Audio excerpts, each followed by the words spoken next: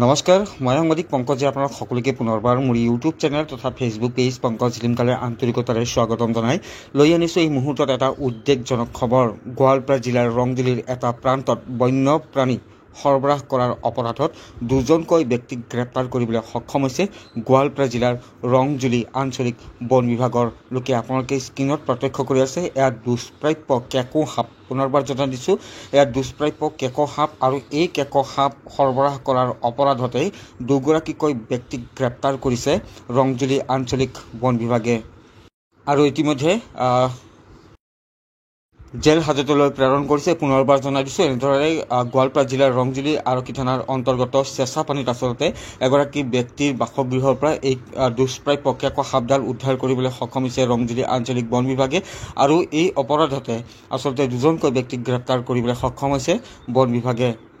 আৰু গোৱালপাৰা জিলাৰ ৰংজুলি আৰক্ষী থানাৰ অন্তৰ্গত চেঁচাপানীৰ তহিদুৰ আলী, পুনৰবাৰ জনাইছোঁ, চেঁচাপানী ৰংজুলি আৰক্ষী থানাৰ অন্তৰ্গত চেঁচাপানীৰ তহিদুৰ আলী নামৰ লোকজনৰ বাসগৃহত আচলতে এই দুষ্প্ৰাপ্য কেঁকো সাপডাল আছিল বুলি এক গোপন সূত্ৰে খবৰ লাভ কৰিছিল আৰু বিক্ৰীৰ বাবে সেই কেঁকো সাপডাল মজুত কৰি ৰাখিছিল বুলি অৱগত হয় ৰংজুলি আঞ্চলিক বন বিভাগে। আৰু তাৰ পিছতে ৰংজুলি আঞ্চলিক বন বিষয়া খলিলুৰ ৰহমানৰ নেতৃত্বত ৰংজুলি আঞ্চলিক বন বিভাগৰ এটা দলে নিশাৰ ভাগতে তহিদুৰ আলীৰ যি বাসগৃহ চেঁচাপানীস্থিত সেই বাসগৃহত উপস্থিত হয় আৰু তেওঁলোকে এক অভিযান চলায়। অভিযানকালতে তহিদুৰ আলী নামৰ লোকজনৰ বাসগৃহৰ পৰা এই যি কেঁকো সাপ, সেই দুষ্প্ৰাপ্য কেঁকো সাপডাল তেওঁলোকে উদ্ধাৰ কৰিবলৈ সক্ষম হৈছে আৰু কেঁকো সাপডাল বিক্ৰীৰ বাবে মজুত কৰি ৰাখিছিল তহিদুৰ আলী নামৰ লোকজনে। আৰু তহিদুৰ আলীৰ বাসগৃহতে বাহৰ পাতি আছিল ৰচিদুল আলী নামৰ লোকজন। তেওঁৰ ঘৰ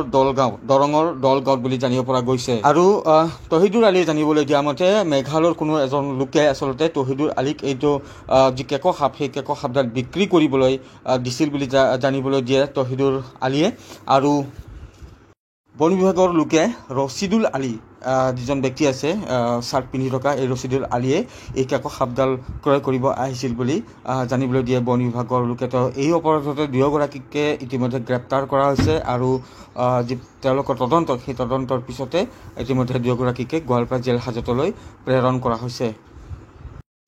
তো পুনৰবাৰ আপোনালোকক জনাই দিছোঁ, এনেদৰে গোৱালপাৰা জিলাৰ ৰংজুলি আঞ্চলিক বন বিভাগে এক গোপন সূত্ৰৰ পম খেদি ৰংজুলি আৰক্ষী থানাৰ অন্তৰ্গত চেঁচাপানীত তহিদুৰ আলী নামৰ লোকজনৰ বাসগৃহত এটা দুষ্প্ৰাপ্য কেঁকো সাপ থকাৰ গোপন সূত্ৰৰ পম খেদি তেওঁলোকে অভিযান চলায় আৰু তহিদুৰ আলীৰ ঘৰৰ পৰাই দুষ্প্ৰাপ্য কেঁকো সাপডাল উদ্ধাৰ কৰিবলৈ সক্ষম হৈছে। আৰু এই অপৰাধতে তহিদুৰ আলীৰ লগতে তহিদুৰৰ বাসগৃহত থকা ৰচিদুল আলী নামৰ লোকজনক ইতিমধ্যে গ্ৰেপ্তাৰ কৰিছে।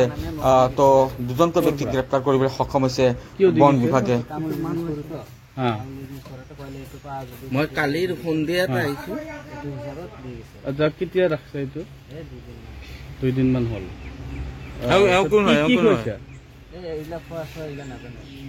এনেকে আছে, নখোৱাকে আছে ইমান দিন? বিক্ৰী কৰিব দিছিল নেকি?